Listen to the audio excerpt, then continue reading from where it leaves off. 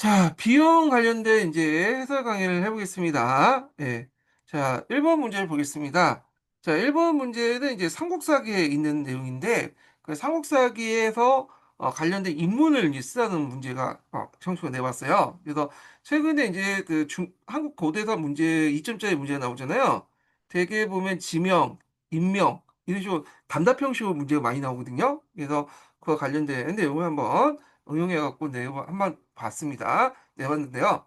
자, 여기 보면 웅청중 도독 기읒이 그의 아버지 주원이 왕이 되지 못한 걸 이유로 반란을 일으켜서 나라 힘을 장악이다 했다. 딱 이제 각이 나오죠? 이 김현창의 날이죠. 여기 김원창 관련된 내용이고. 자, 그 다음에 여기 이제 삼국사기에 보면 원종 예노의 난이 일어나잖아요. 원종 예노의 난은 신라 말기 때 일어나죠. 그래서 이때 이제 진성여왕 때죠. 요거는 이제 그 교과서 사료에도 나오죠. 그래서 있고 김현창에 관련된 나는 예전에 한번 시험 문제 나왔어요. 09년 기출문제. 그래갖고 한번 또 나올 가능성이 있는 부분이에요. 그래서 잠깐 이 김현창에 난 관련된 내용을 제가 이제 좀 조사를 해봤는데 좀 보겠습니다. 자, 김원창의 나는 822년에 그 옹청주 도독, 지금 공주의 도독이었던 김원창이 일으킨 반란인데 통일신라 시기 때 가장 큰 구매 내전이었다고 해요. 예. 그래서 그 당시에 이제 그 일어난 배경을 보면 앞에 이제 사료에서 볼 수 있듯이 그 김원창 아버지 김주원이 유혹과 왕이 계승자임에 불구하고 왕이 오르지 못한 거에 대한 불만으로 포천에 나왔다. 이렇게 이제 보시면 될 텐데요. 그러니까 태종 무효왕의 후손이었던 김주원은 성덕왕 사후 가장 유력한 왕인 계승자였으나 그 원성왕이었던 김경신에게 왕위를 빼앗겼죠. 예. 그렇기 때문에 이제 이 무효왕과 왕위 계승에서 완전히 물러나게 됐는데, 자, 이 김현창이 그래도 나름대로 그 좀 배려를 받아가지고 높은 간직에 올라가긴 했어요. 이 사람은. 그래서 뭐 시중 자리도 올리고 간직에도 올라갔고 한동안 때는 이제 물론 이게 물려났다고 이제 표현되고 있지만 주요 이제 지방 장관 자리도 했는데 나름대로 이제 그 자기 왕이 그 아버지가 왕이 되지 못했고 자기 집안이 좀 소외된 거에 대해서 불만 느꼈나 봐요. 그래서 결국에는 이제 그 당시 백제계 유민들 세력들 끌어모아 가지고 그 당시 옹주 지역에서 반란을 일으켰다 이렇게 이제 보시면 되고요. 그래서 이 김현창이 나는 좀 특징이 뭐냐면 신라는 나라를 뒤엎고 자기가 왕이 되겠다는 게 아니라 신라는 이제 걔 무시해버리고 이제 외곽에서 새로운 나라를 만들겠다는 거야. 그러니까 신라 안에 정변이 아니라 새로운 국가를 만들겠다는 게 좀 특징이죠. 그래서 그 당시 이제 국호를 장안이라고 하고 연월 경이라고 한 것이 이걸 볼 수가 있죠. 그래서 나름대로 이제 세력을 확대했지만 결국엔 신라 토벌군에 의해서 이제 뭐냐면 공격을 받고 스스로 이제 뭐냐면 목숨을 끊고 이제 끝나게 되죠. 자, 그리고 그 아들이었던 김범문이 또 다시 난을 일으키죠. 이것도 예전에 한번 09년 기출에 나왔죠. 그래서 이 난은 지방 통제력이 그만큼 신라 정부의 지방 통이 약화됐고 지방 세력들이 성장했다. 이렇게 이제 볼 수가 있다는 걸 좀 기억을 해두시면 되겠습니다. 그래서 예전에 한번 시험 문제 나왔기 때문에 한번 봤고요. 자, 2번을 보겠습니다. 2번은 이제 요번에 시험 문제 나왔던 EH 카 문제를 좀 응용해가지고 문제를 만들었어요. 다음은 EH 카와 관련된 교사들에 대한 내용이다. 자, 기억에 들어갈 내용을 쓰시오. 그리고 역사 교육에서 일반적으로 니은과 디귿의 차이점을 쓰시오. 이렇게 있는데, 자, 이 기억에 들어갈 거. 칸은 위대한 역사가란 새로운 것들에 관해서 또한 새로운 맥락 속 왜라는 질문을 제기한 사람을 정의한다. 이때 역사가는 동일한 사건에 대해서 여러 가지 원인을 제시하거나 왜가 이제 원인하고 연결됐죠. 뭐뭐를 일정한 위계 질서를 수립한 연구 방법을 수행합니다. 이렇게 있는데 자, 요거 있는데 있고 수행합니다가 오타가 좀 있네요. 네. 자, 거기에 기억에 넣어갈 건 뭐냐?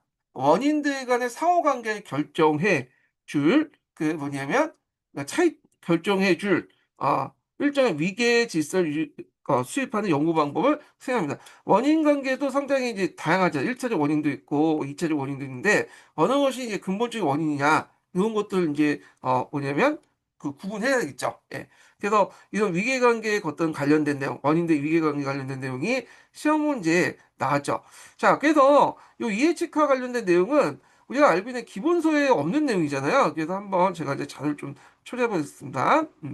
자, 그래서 이해치과에 따르면 역사관 단순한 과거 사실 나열한 사람이 아니고 끊임없이 외래라는 질문을 던져서 과거 사건들을 해석과 의미를 부여한 주체라고 이제 했는데, 그래서 이제 역사관 단순한 기록이 아니라 하시대 기록이 아니라 역사가의 질문과 해석을 통해서 그 자꾸 재구성되는 현재와 과거의 끊임없는 대화라는 걸 역사라고 이제 정리했고요. 그래서 여기에서 이제 핵심적인 건 인과관계잖아요. 인과관계. 근데 인과관계가 보면 원인과 결과인데 원인도 되게 다양하게 있을 거 아니에요. 예, 근데 그 원인들도 똑같은 비중을 달 수 없죠. 그러다 보니까 이제 그 원인도 위계질서가 필요하다. 이렇게 이제 보시면 돼요. 그래서 핵심적인 원인이 있고 부수적인 원인이 있고 우연적인 원인이 있잖아요. 예를 들어 프랑스 대혁명 때 뭐 발수 사건이 일어나는 건 이게 우발적인 거죠. 예, 하나 계기가 될 수도 근본적인 원인이 아니었죠. 근본적인 원인은 이런 뭐냐면 구제도의 모순 이런 것들이잖아요. 그러니까 뭐 구제도의 모순이 제일 근본적인 거. 그다음 뭐 그것이 뭐 재정 파탄, 계몽사설 확산. 그다음에 우연적인 거 이제 뭐냐면 아까 얘기한 바스트 사건. 뭐 이렇게 이해관계가 이제 이렇게 뭐냐면 연결될 수 있다는 거죠.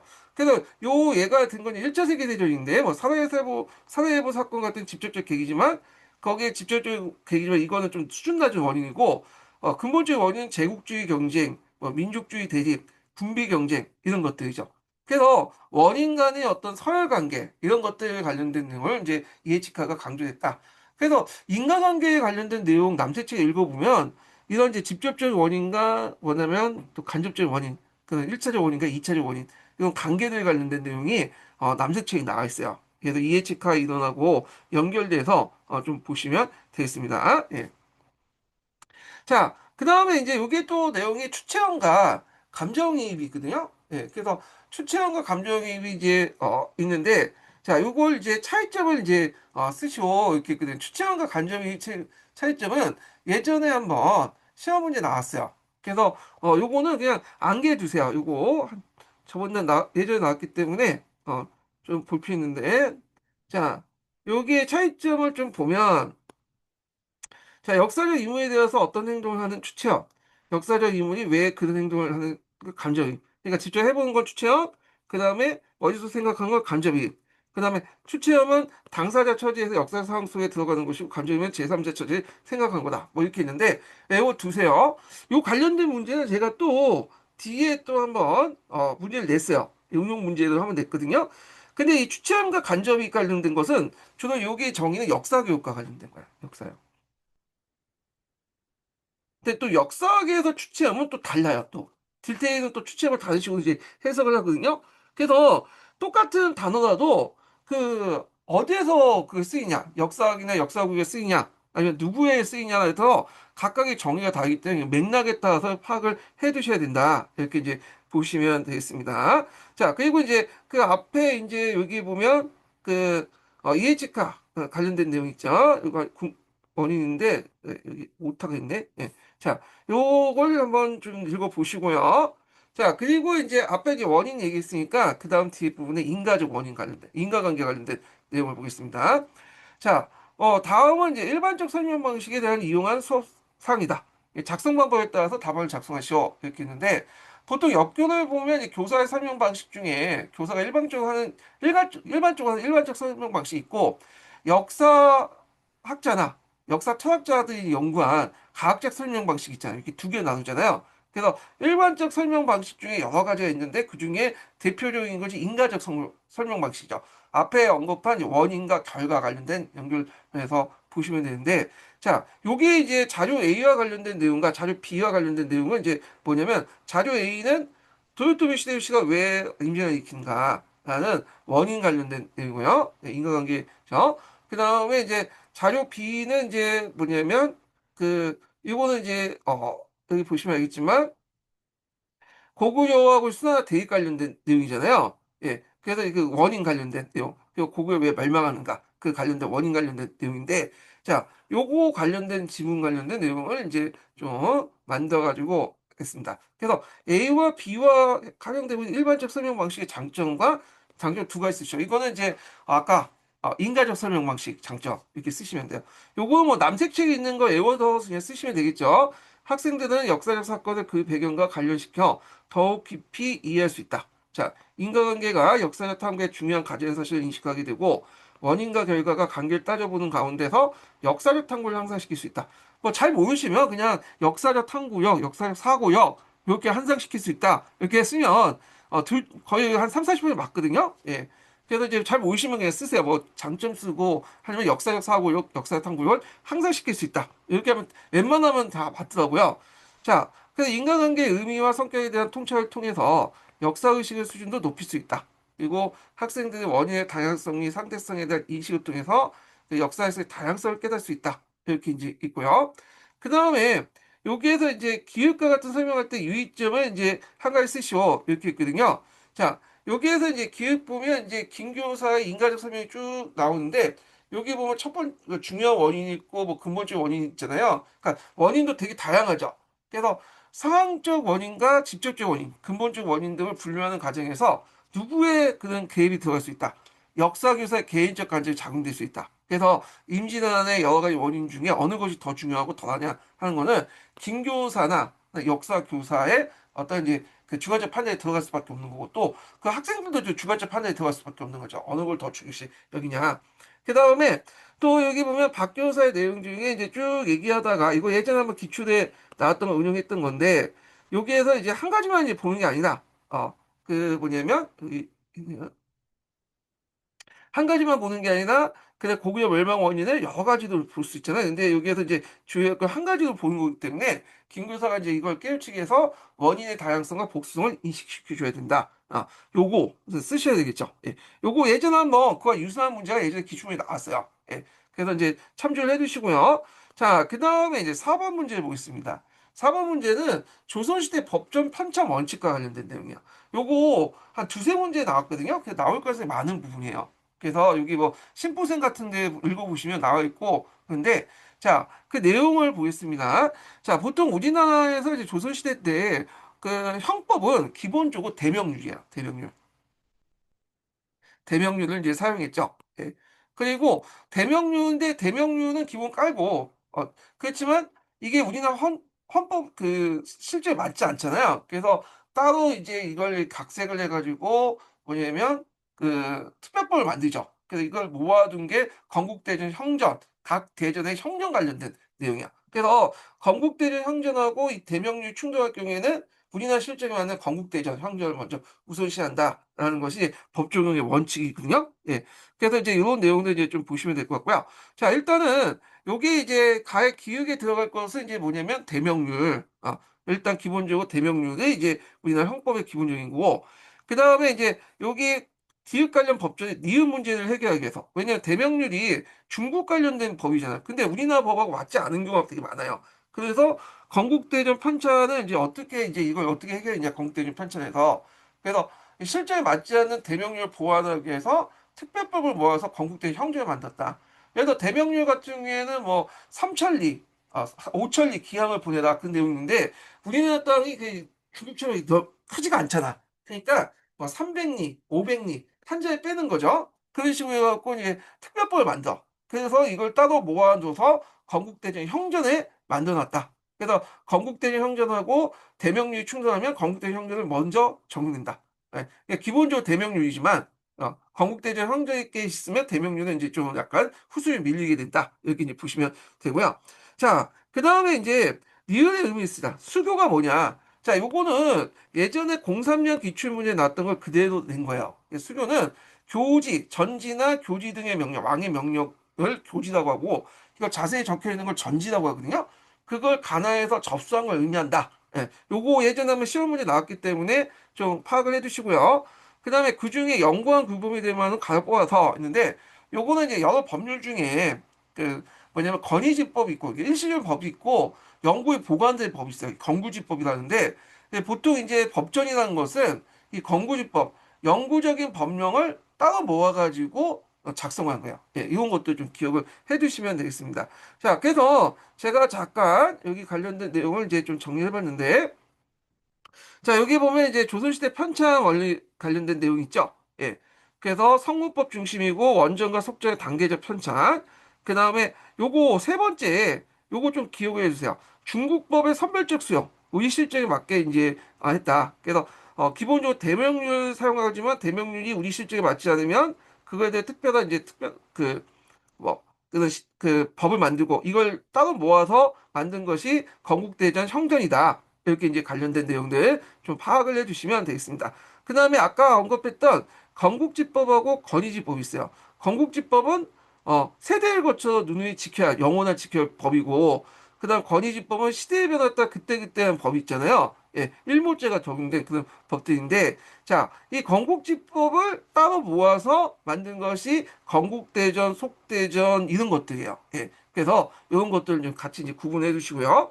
자, 그래서 이제 이렇게 한번 정리를 해봤고, 그 다음에 이제 5번 문제를 보겠습니다.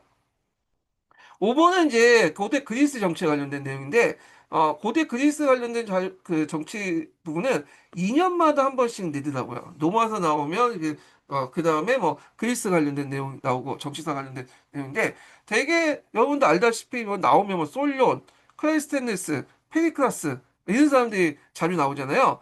그래서 이제 여기에 이제 솔론을 이제 관련된 내용을 한번 문제 나왔습니다. 기획과 관련된 인물은 솔론이고요.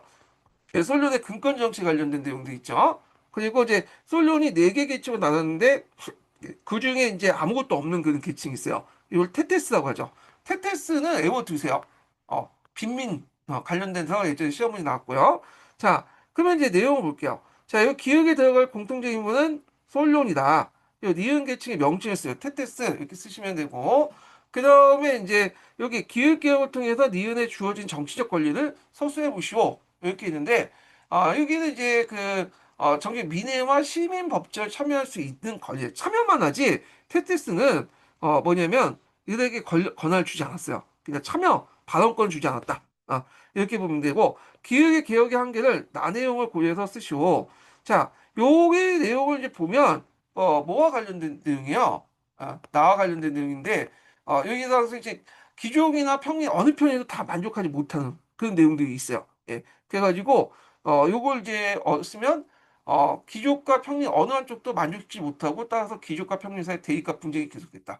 예. 그래서 다 똑같이 조종자 같은 역할을 했지만 이런 것들이 조금씩 불만해서 각 그 계층부터 뭐냐면 공격을 받는 그런 것들을 했다. 이렇게 이제 보시면 되겠습니다. 그러니까 솔련의 개혁의 한계라고 이제 볼 수가 있겠죠. 그래서 솔련 정책은 예전에 시험에 나왔기 때문에 자주 파악을 할 필요가 있고요. 자주 꼼꼼히 파악할 필요가 있고, 요거 관련된 내용을 잠깐 좀 정리 좀 해볼게요. 이 사람이 이제 나오기 때문에 어차피 한번 솔련의 개혁을 이제 한번 정리를 해보겠습니다.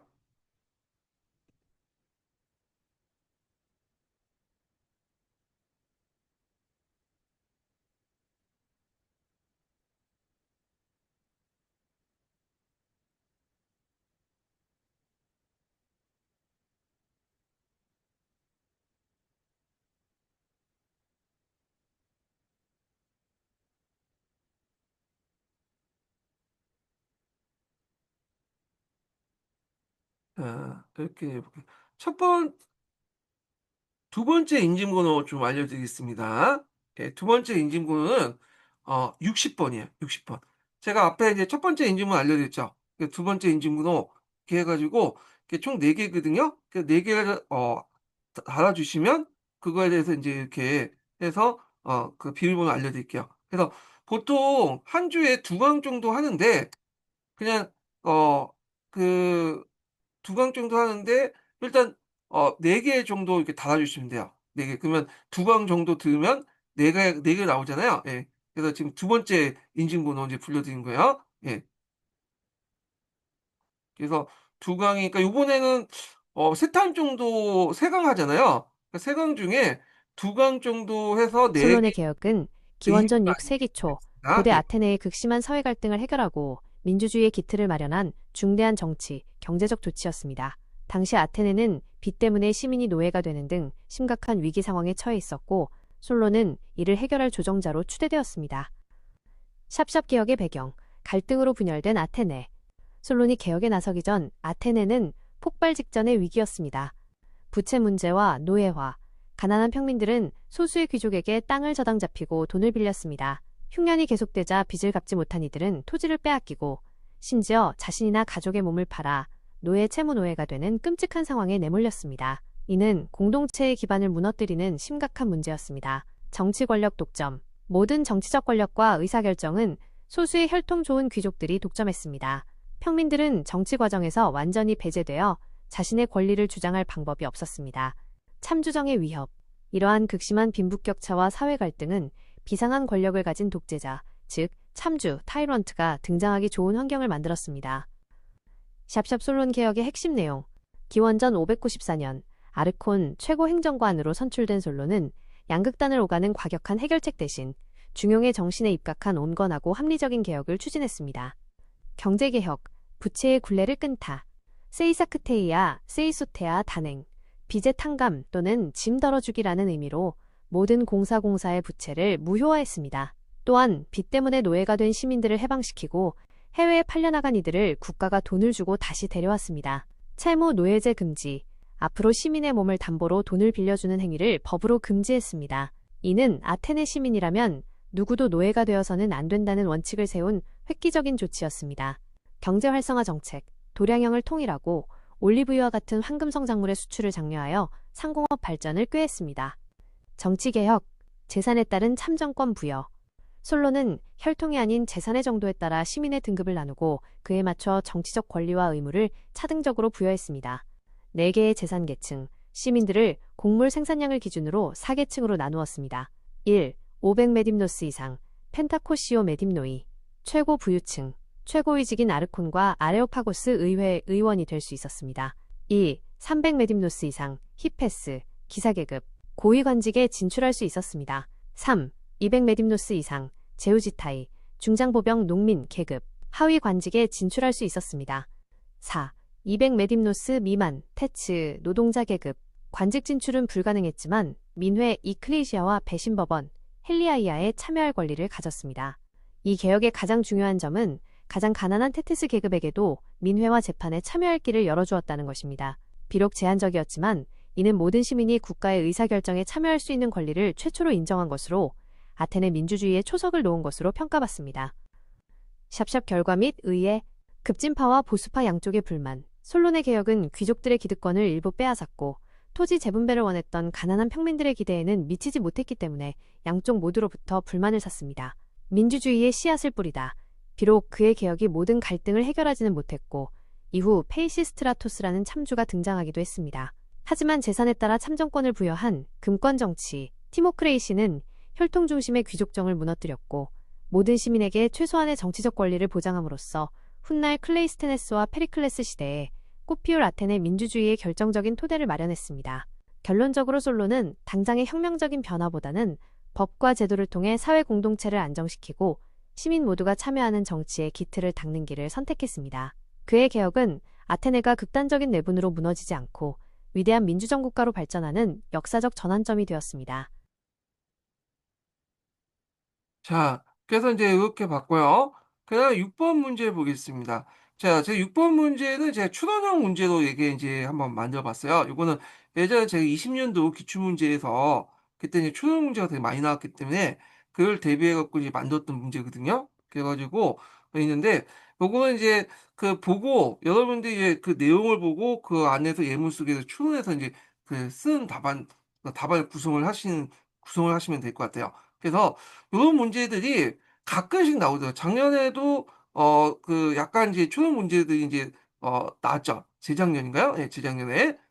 그런데 올해는 뭐 그렇게 심도 있는 추론 문제는 안 나왔고 이번 연도는 어떻게 될지 몰라요. 그래서 이거는 그냥 어 뭔가는 답안이 쓸 수는 있는데 정확하게 그 답안을 정확히 모르죠. 누구나 쓸 수 있지만 정확하게 답안은 몰라요. 그래서 최대한 이제 그 출제자의 의도를 따져가지고 답안을 이끌어내는 방식을 써야 되는데 이걸 이제 예전에 한번 출제 그 교사한테 얘기를 들었더니 그때 이제 출제 들어가기 전에 출제 교수가 와가지고 출제 의도에 대해서 쭉 얘기하는 그 설명회를 갖는다고 그 설명회 가졌는데 그때 이제 역교론 얘기할 때 이제 나중에 이제 역교론 같은 경우에는 이제 그 관련된 내용도 있죠. 그래서 우리가 보는 기본서 내용은 기출 관련된 내용만 이제 좀 내고 나머지들 이제 이런 추론형 문제를 낼 거다. 그래서 추론형 문제는 그 답안이 그 예문 속에 있다. 그 예문 속에서 답안을 끌어내는 그런 식의 문제를 낼 거다. 하고 이제 하더라고요. 예. 그래서 이 추론형 문제는 예문을 잘 읽어보고 그 속에서 답안을 추론하는 식으로 하시면 되겠습니다. 그러니까 이제 정확하게 맞힌다보다는 연습을 해갖고 최대한 이제 뭐 점수를 뭐냐면 득점하는 방법이 좋을 것 같아요. 그래서 제가 이런 식으로 한 번씩 이게 한 문제 그 한 해당 한 문제 정도의 추론 문제 이렇게 집어 넣거든요. 그래서 답안도 저의 이제 어떤 주관적 판단이 많이 들어가 있어요. 그래서 그 감안하고 보시면 될 것 같아요. 이거는요. 예. 그래서 기본서에 있는 내용도 좀 약간 섞여 있지만 이게 그냥 예문 속에 나와서 추론하는 식의 문제가 나기 때문에 답안이 상당히 이제 주관적이다. 이걸 좀 염두에 두시고 이제 풀어보시면 되겠습니다. 가벼운 마음으로 풀어보세요. 그냥. 예. 자, 여기 보면 너무 많기 때문에 간략하게만 좀 설명해 볼게요. 자, 6번을 이제 볼게요. 다음 글을 읽고 작성 방법에 따라서 답안을 작성하시오. 그래서 최교사의 이제 수업 일지가 있죠. 모의 재판 관련된 내용이 있죠. 나폴레옹 행적을 간접 경험하고 평가해보는 수업이다. 그게 있고 수업 진행도 있고 거기 동기 유발 및 학생 안내 있고 요 A라는 게 있는데 요게 보통 이게 뭐 빈칸에 뭐 써라 하면 요 전체적인 걸 쭉 보고 여기에서 맞춰서 이렇게 쓰시면 될 것 같습니다. 자, 그게 모의 재판 관련된 내용이 있고 그 다음에 이제 여기 보면 어 교수 학습 자료가 있죠. 예, 이렇게 있고 자기 평가지가 있습니다. 내용이 많기 때문에 일단 문제 풀면서 관련된 내용을 찾아서 이제 볼게요. 자, 최교사가 소개할 수 있는 A의 내용을 쓸 거. 요 A의 내용은 여기 부분이죠. 아까 이제 얘기했지만 A의 내용은 이제 학습 안내잖아요. 그러니까 이제 교수 학습 활동 내용이나 정리 내용을 끊어다가 이제 정리해서 이제 쓰시면 될 텐데, 자, 베토벤이 이 교향곡을 왜 작곡하게 되었는지, 중간에 어떤 이유로 공명을 바꾸게 됐는지 소개한다. 이런 내용이죠. 예. 그래서 요거는 정확한 답안 내용은 없어요. 그렇지만 여러분들 이제 요 안에서 끌어서 쓰시면 되겠습니다. 그래서 한번 연습한다고 생각하고 쓰시면 될 것 같고, 자, 그 다음에 두 번째 질문 볼게요. B의 교수학습상에서 최 교사가 할 수 있는 발문 내용을 한 가지 서술해 보시오. 이렇게 있거든요. 자, B 교수상을 보면 다음 자를 읽고 나폴레옹의 당대평가가 어땠는지 파악해 보시오. 이렇게 있거든요. 예, 이렇게 있네. 자, 그래서 미술 작품을 보는 나폴레옹 두 얼굴.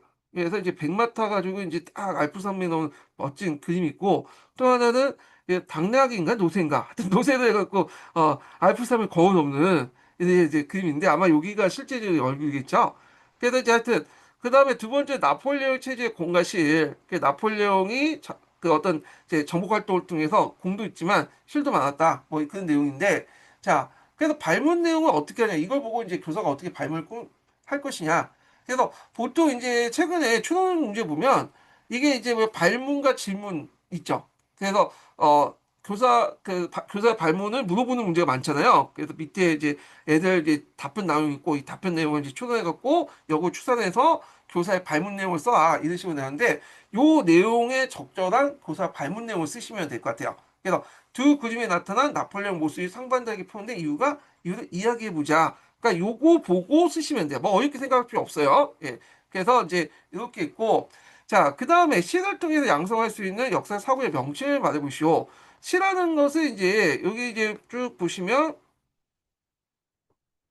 잠깐만요. 모의 재판 관련된 내용이죠. 모의 재판. 그래서 요거는 기본서 내용을 좀 숙지하시면 되는데 보통 이제 그 역할극 중에 여러 일군의 역할이 모의 재판이 있어요. 이 모의 재판. 모의 재판에서 키워지는 사고가 뭐냐? 요거는 그 녹색책에 있어요. 역사 판단력과 역사 상상력. 요걸 이제 염두에 두고 이건 좀 인지가 필요하죠. 요걸 이제 쓰시면 되겠습니다. 이거는 녹색책 응용해 갖고 이제 쓴 거고요. 자, 그 다음에 이제 내용을 보면 기획과 니은에 들어갈 수 있는 여기 기획과 니은에 들어갈 수 있는 평가 문항을 각각 쓰시오. 그래서 이제 여기 보면 자기 평가제가 있는데 개인 활동 시나리오 작성 이렇게 이제 왜냐면 이제 여기 모의 재판 같은 경우에는 이제 여기 이제 시나리오 같은 대본 같은 거 써야 되잖아요. 그래서 시나리오 작성에 기획에 들어갈 거, 모의 재판 진행 니은에 들어갈 거. 자, 요거는 어디에서 이제 있냐? 요 모의 재판 진행 과정에서 이제 뭐냐 꺼다 쓰시면 돼요. 예. 그래가지고 기획에 들어갈 것은 이제 뭐냐면 모의 재판 시나리오를 역사 사실에 맞게 작성할 수 있는가, 작성했는가, 이런 내용도 있고, 그다음 평가 문항, 니은에 들어갈 거는 평가 문항은 진행하려는 내용에서 연결돼서 법정에서 주어진 역할에 적절한 행동을 수행했는가 이렇게 쓰시면 되는데 그 외에도 여러 가지 답안이 있어요. 이거는 뭐 특별하게 답안이 딱 정해져 있는 건 아니고 추론형 문제이기 때문에 그렇게 했고 제가 이제 제시한 답안은 예시 답안이니까 그냥 참조만 해주시면 되겠습니다. 자, 그 다음에 7번을 보겠습니다. 자, 7번은 이제 요거는 그 제자백과사상 관련된 내용이죠. 요거는요.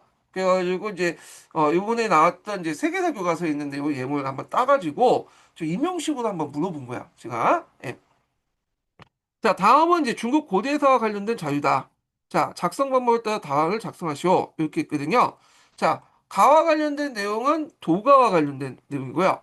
그 다음에 나와 관련된 내용은 법과 관련된 내용이고, 다는 묵가, 그 라는 육아와 관련된 내용인데, 그렇게 어려운 부분은 아니에요. 그래서 있고, 잠깐만요. 편집이 약간, 네. 자, 그러면 이제 내용을 물어보겠습니다. 기획 주장이 방박하고자 한 나사상 관련된 내용이죠. 이렇게 있군요. 자, 요거는 이제 묵가의 겸해서이죠. 묵가 사상 유교를 비판하면서 이제 나왔던 사상이잖아요. 그러니까 육아의 차별을 비판하기 위해서 이제 나왔던 거죠. 그래서 육아의 내용을 차별에 관련된 내용을 쓰시면 현연의 친소를 기반으로 상대에 대한 대우를 달리하는 그런 차별을 쓰시면 되고 그다음에 가사사가 나사상이 결합돼서 형성된 사상을 쓰시오.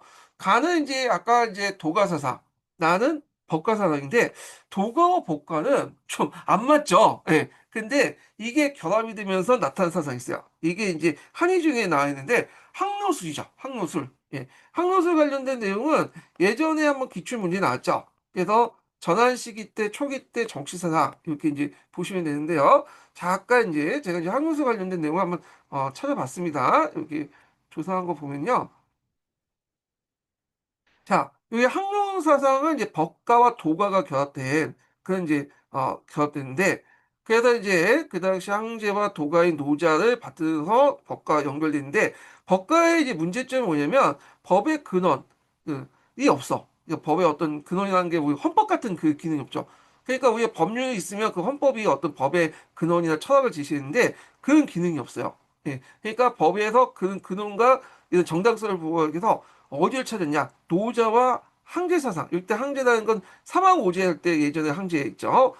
오제의 항제 있죠. 요 항제를 얘기해요. 그래서 거기에서 찾았다. 거기에서 뭐냐면 일종의 법가의 근원, 헌법적 그 역할을 하는 근거나 어떤 정당성을 찾았다. 이렇게 이제 보시면 되겠습니다. 이게 결합돼서 만든 게 항로 사상이다.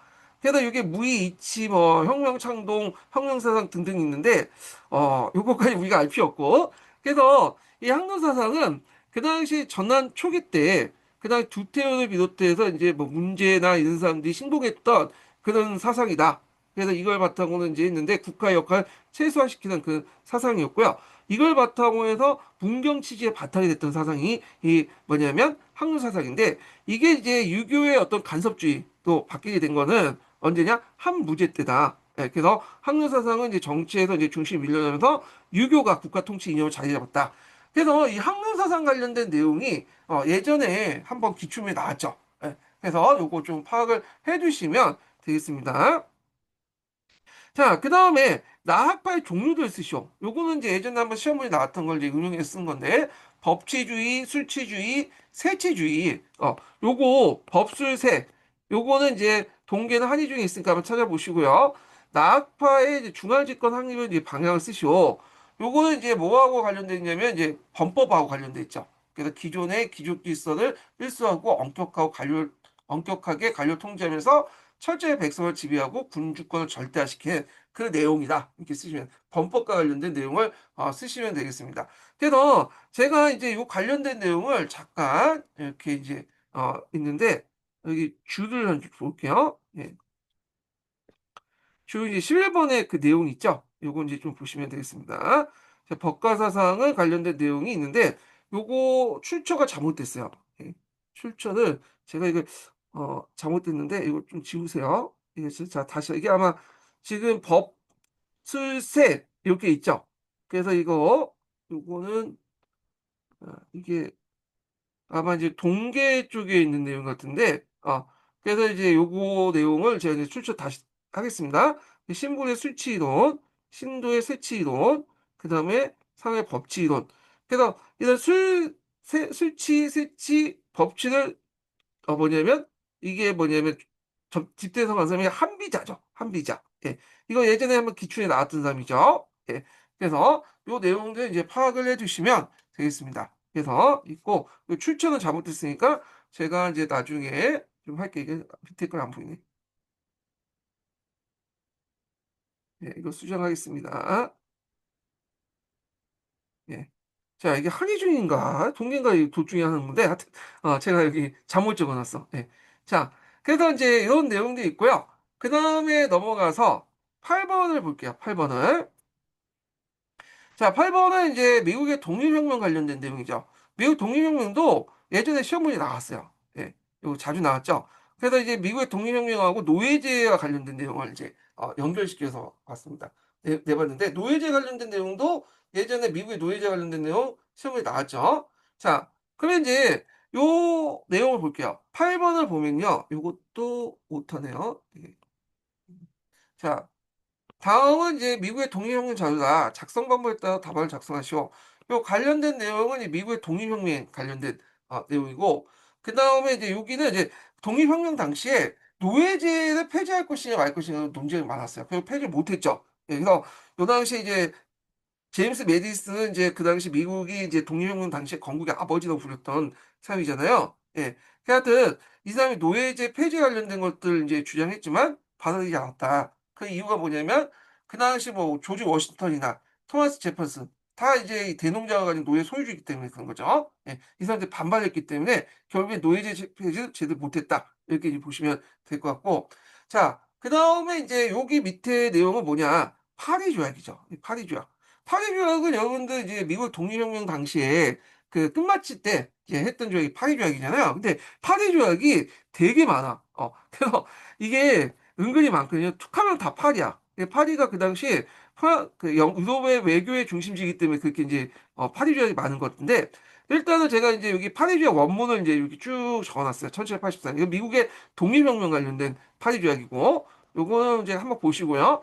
여기 보면 이거 외에도 1763년에 7년 전쟁 때 맺은 파리 조약 있고 그 다음에 미국의 탄생과 관련된 또 파리 조약 있죠. 1783 파리 조약 있고 그 다음에 이제 여기 보면 그 다음에 미국하고 스페인 전쟁 있죠.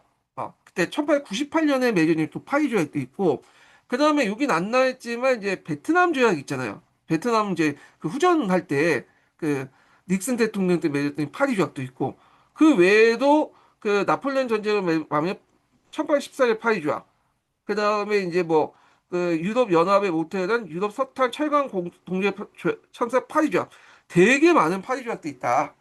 그래서 이제 요번에도 이제 파리 조약 나왔죠. 요거는 좀 전후 이제 그 뭐냐면 끝나고 나서 맺어진 파리 조약. 뭐 되게 많아. 그래서 이제 이렇게 있고요.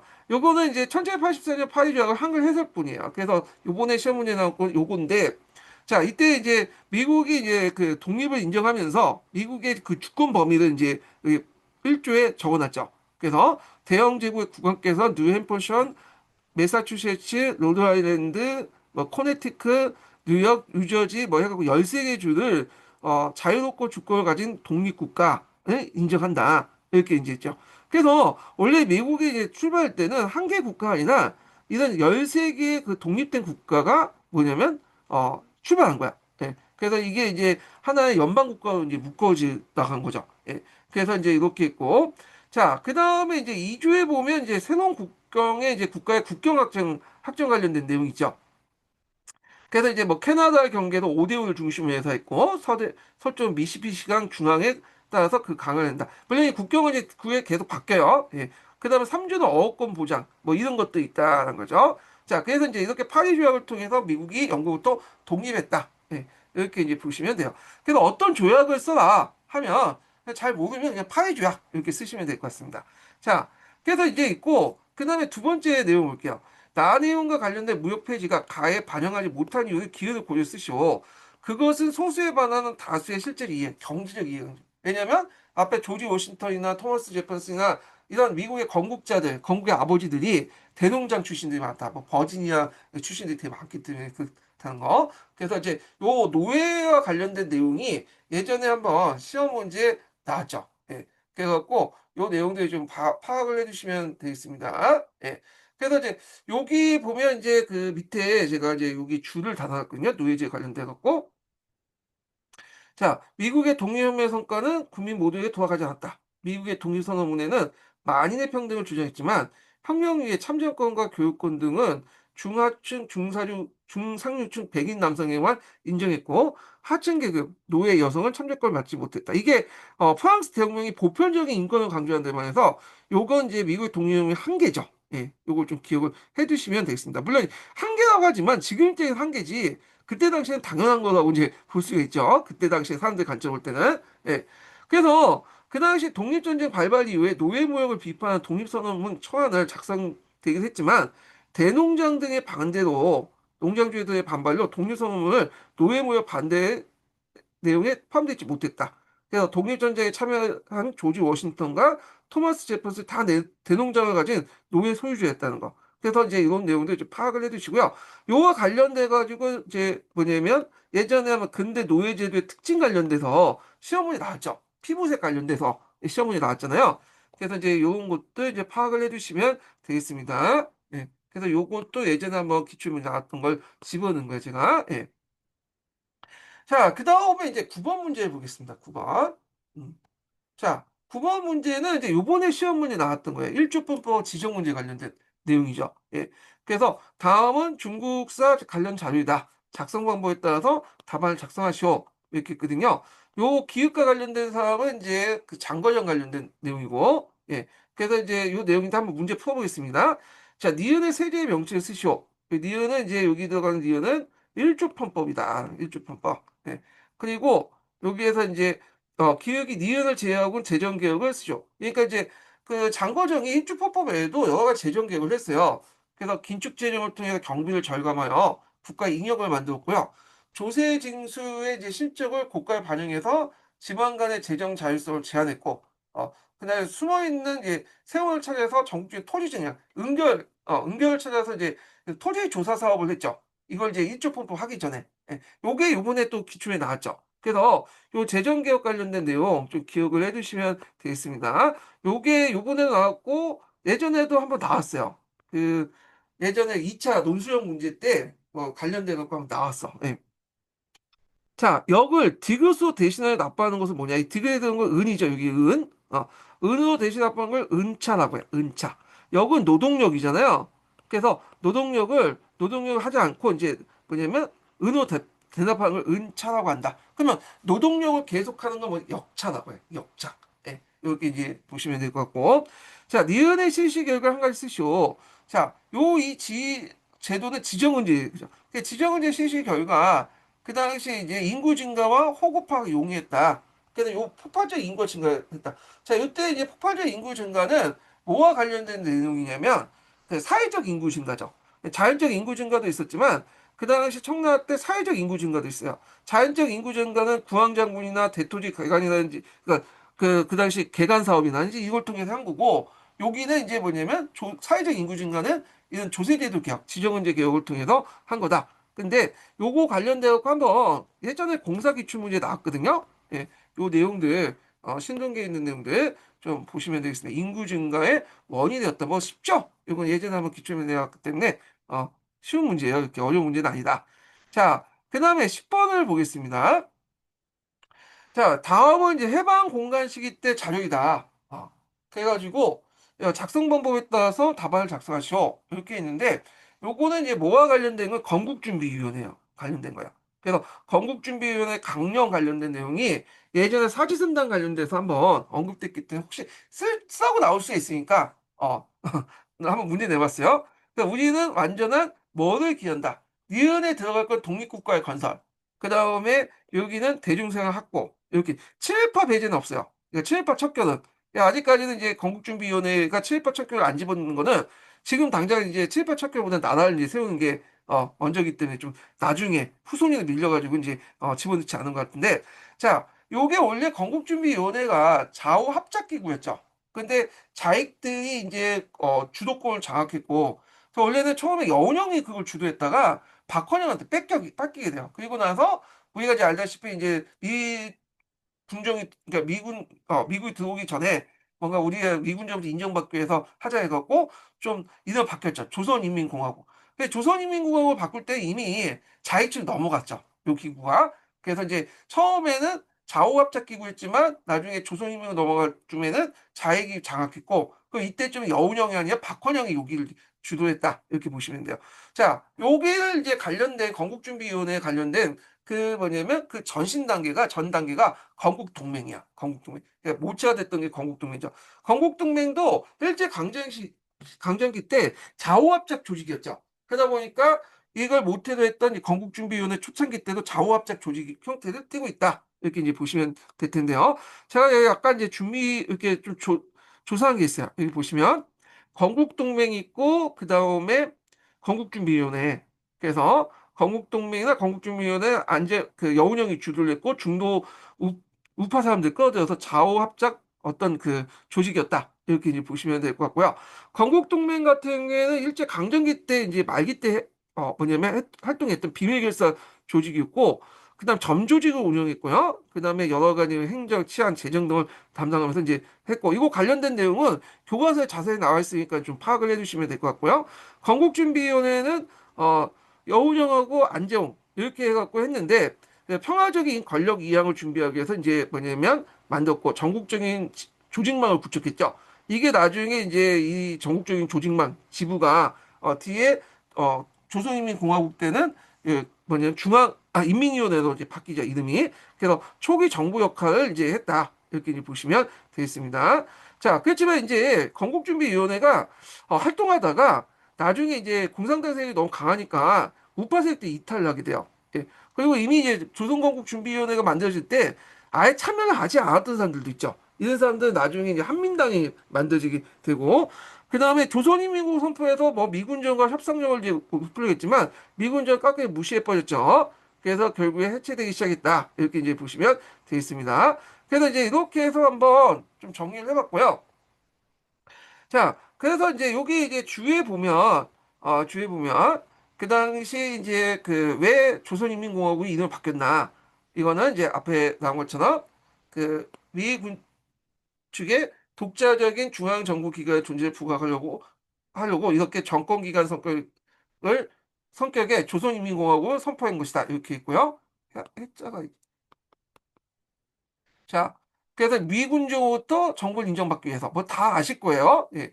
그리고 있고 미군정부터 정부를 인정받는 것도 있고 자익 세력 안에서도 이제 뭐냐면 자신의 우위권을 확보하려고 이게 뭐냐면 조선인민공화국이라는 이름을 썼다 이렇게 보시는데 약간 그 윗동네가 지금도 이 조선인민공화국이라는 명칭을 쓰고 있잖아요. 예. 자, 그래서 그 밑에 주에 이제 14번에 있는 내용이 있습니다.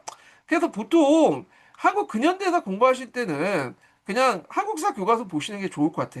예.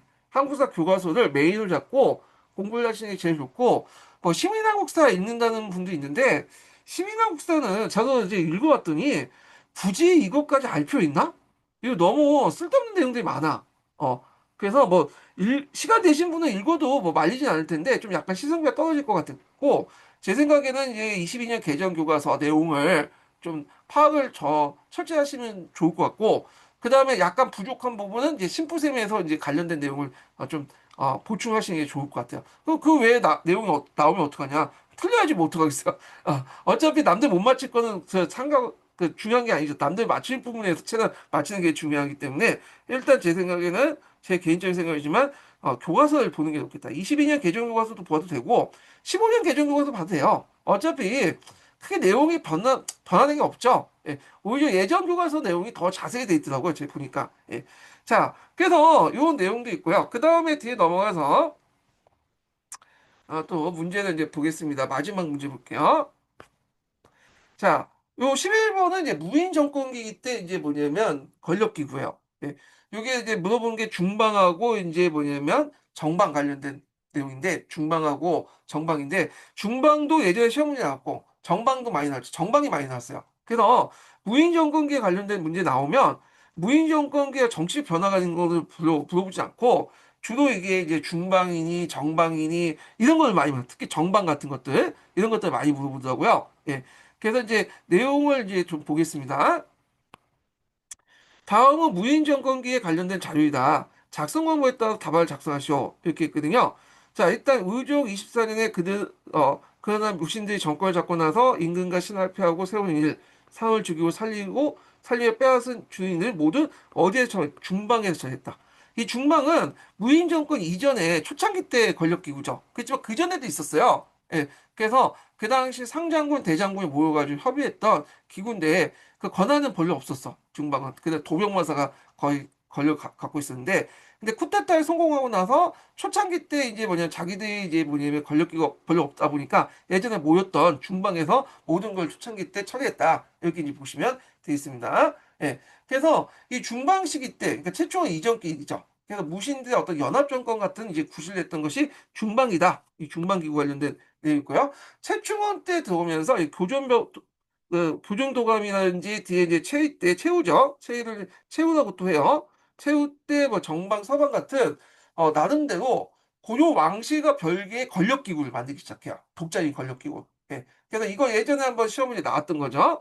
자, 그래서 요거 관련된 문제를 이제 보겠습니다. 기획의 기구는 아까 이제 중방, 그 기구가 어떤 구실을 했는지, 그래서 무신대 연합정권 기구 초창기 때 이제 최초의 정권 이전의 내용이고, 자, 니을 시기 때 득의 설치의 정치적 의미를 쓰시오.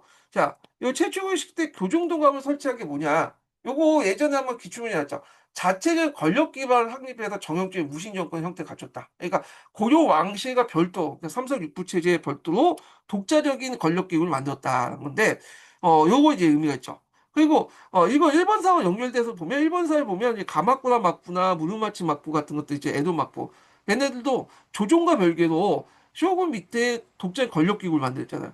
근데 이제 고요 같은 경우에는 권력기구를 만들어도 일본의 막부처럼 이렇게 권력기구 완전 삼성육부를 이제 별개의 독자적인 완전한 권력기구를 만들지 못하고 삼성육부 체제 부수적으로 만들었다 보시면 돼요. 예. 그러니까 이제 최시 정권은 좀 기생적인 존재예요. 예, 고려 왕실의 그 왕조의 기생적인 존재였고, 그 잠깐 이제 교정도감이나 정박이나 서방 같은 자신의 독자적인 권력기구를 약간 만들었다. 했지만 근본적으로 고려 왕조의 기생적인 존재였기 때문에 최시 정권이 권력을 강화해서 자기가 왕이 될 수 있는데 불구하고 최충원이 굳이 왕이 안 됐던 이유가 뭐냐면 이런 것도 있어요. 여러 가지 이유가 있지만 예, 고려 왕조의 기생적인 존재이기 때문에 좀 그런 것도 있어요. 예. 자, 그래서 하여튼 뭐 이렇게 있고 그 다음에 이제 여기 보면 니을 체인은 선비를 대우하기 위해 자신의 사저에 뭘 설치했다. 이거 정방이죠. 정방을 알 수 있는 게 그 밑에 보면 이제 인사 관련된 문제나 그 정방에 이제 있는 관원들이 정색 승선이나 서재 이런 말들 나오면 정방 관련된 내용. 그래서 최신 정권 같은 경우에는 이미 이제 무인 정권을 다 이제 뭐냐면 통합해 갖고 이제 독재를 한 정권이잖아요. 그러니까 이제 오히려 이제 제 저건 문신이 아니다. 이 당시 무신이었어요. 어차피 최충원이나 이런 사람들은 자신이 이제 그 뭐냐 무신 정부에 임할 때는 아주 어릴 때고 문인에 대한 반감도 없어요. 이 사람은 원래 또 문인 출신 집안이고 그러니까 막상 이제 정권 잡으니까 제일 반발했던 세력들이 무신이거든요. 그러니까 무신을 견제하는 필요성을 느끼고 또 나라를 통치하려면 이제 뭔가 문인이 필요할 거 아니에요. 그래서 최신 정권 때 뭐냐면 각어제를 제일 많이 실수했어. 그러니까 문신을 적극적으로 등용해서 무인들 오히려 건재하는 그 역할을 했다. 이렇게 보시면 되고 그때 등용했던 사람들이 대부분 출신이 많으면 지방 향리 출신 같은 사람들이 많다. 이규보 같은 사람이 이제 그 대표적인 사람이죠. 예. 자, 하여튼, 이렇게 이제 있고요. 그 다음에, 여기 보면, 니은의 기간이, 미은에 미친 영을 쓰시오. 그래서 이제 정방이 이제 여기, 그, 그때 등용된 이제 그 문인들, 그러니까 주로 지방 항리 출신들에게 미친 영이 뭐냐. 그래서 인사행정을 정방에서 전당케 함으로써 간인 및 그 후보군에 대한 사적 충성을 유도했다. 이렇게 쓰시면 되겠습니다. 얘네 기관 명칭을 해갖고 쓰는 것도 있죠, 역할도. 그래서 요거와 이제 이렇게 단서가 주어졌으니까 조건이 주어질 때 조건에 맞춰서 쓰시면 되겠습니다. 그래서 요 관련된 내용은 주 15분에 있어요. 예. 그 심푸셈에 있는 관련된 내용 한번 읽어보시고요. 예. 자, 그리고 제가 이제 요 관련돼 가지고 잠깐 보충 자료를 이제 좀 검색해 갖고 이제 찾아봤는데 요 뒤에 이제 보면 아, 이게 있는데 음, 이게 없어졌네. 예전에 제가 이거 찾았는데 이게 가끔씩 없어져 이게. 예. 아, 이 찾다가 말았네, 얘가. 네. 잠깐만 찾아봅시다. 어차피 시간 좀 남아도니까. 음, 제가 여기 찾았거든요. 네. 자, 중방하고 정방. 시험 문제 많이 나오는 부분이죠, 여기는. 네.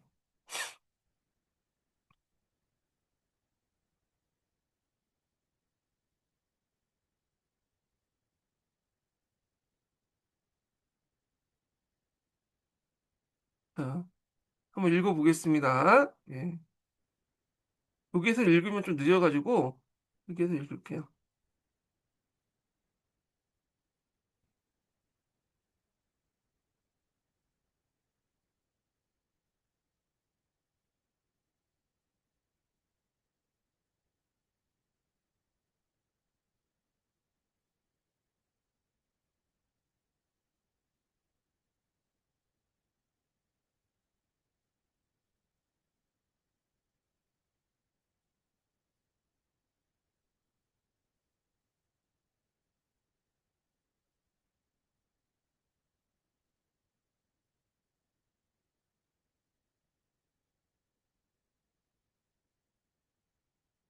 자, 한번 읽어보겠습니다.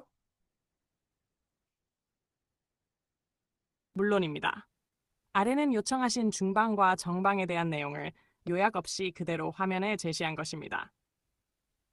고려시대의 권력기구의 핵심이었던 중방과 정방 정방은 무신정권 시기의 중요한 통치기구였지만 그 성격과 역할은 명확히 다릅니다. 간단히 말해 중방은 무신들이 국가 중대사를 논의하던 최고 군사회의 기구였고 정방은 최씨 무신 정권이 인사권을 장악하기 위해 설치한 인사행정기구였습니다. 1. 중방, 무신들의 최고 권력 회의체. 시기, 무신정변, 패패 70년 직후 최씨 정권 등장 이전, 구성원, 상장군과 대장군 등 최고위 무관들.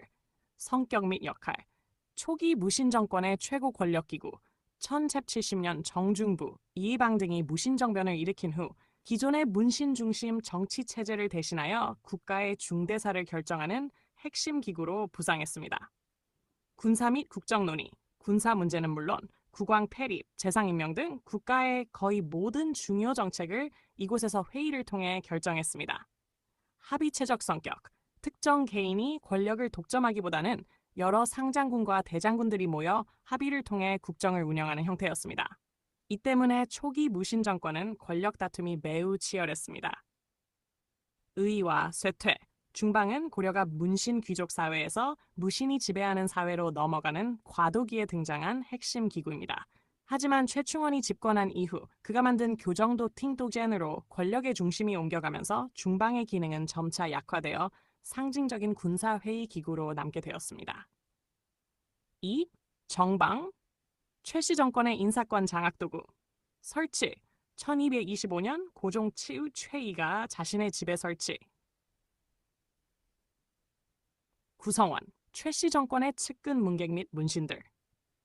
성격 및 역할, 인사권 장악, 본래 왕과 이부부가 담당하던 모든 문무백관의 인사 업무를 정방에서 처리했습니다. 이는 국왕의 가장 중요한 권한인 인사권을 최씨 가문이 완전히 빼앗아왔음을 의미합니다.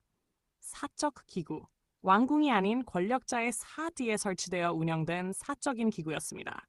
이는 국가의 공적 시스템이 무너지고 사적 권력이 이를 대체했음을 상징적으로 보여줍니다. 권력 유지의 핵심, 최씨 정권은 정방을 통해 자신들에게 충성하는 인물들을 관직에 앉힘으로써 4대 62년간 이어지는 장기 집권의 기반을 튼튼히 다질 수 있었습니다. 의와 폐지, 정방은 최씨 무신 정권의 막강한 권력을 상징하는 대표적인 기구입니다. 이후 원나라의 간섭으로 몇 차례 폐지와 부활을 반복하다가 공민왕의 개혁 정치 때 최종적으로 혁파되었습니다. 정방의 폐지는 왕에게 인사권을 되돌려준다는 의미로 왕권 강화 정책의 중요한 이정표가 되었습니다. 예. 핵심 비교. 그래서 이 비교표는 이제 각자 보시면 되겠습니다. 예. 자, 그래서 이제 이렇게 해가지고, 1차 모의고사 해설 강의 끝났고요. 내일 이제 제가 2차, 3차 할게요. 왜냐면 이제 주말 때 잠깐 이제 그 뭐냐면 그 전 시간에 못한 게 있기 때문에 원래 10월 첫 번째 주에 시작했었는데 두 번째부터 이제 하기 때문에 두 회를 못 했거든요. 그래서 중간중간에 3회를 하는 식으로 이제 또 하나씩 끼워 넣어서 이렇게 해서 한 주에 다 두 개씩 하는데, 가끔 이제 이번 주하고 아마 마지막 주인가 첫 번째 그 뒤에 주에 이렇게 집어넣어서 이렇게 해서 맞춰가지고 14회를 하겠습니다. 그래서 대개 두 개씩 나가는데 한 주마다 한 개, 뭐냐면 두 번은 세 개씩 나갈게요. 그래서 요번에 다음에는 두 개 이제 보겠습니다. 내일 2차하고 3차 모의고사를 이제 볼게요. 그래서 미리 풀어보시는 것도 좋을 것 같아요. 예. 오늘 끝까지 강의 들으셔서 수고하셨고요. 예, 내일 뵙겠습니다.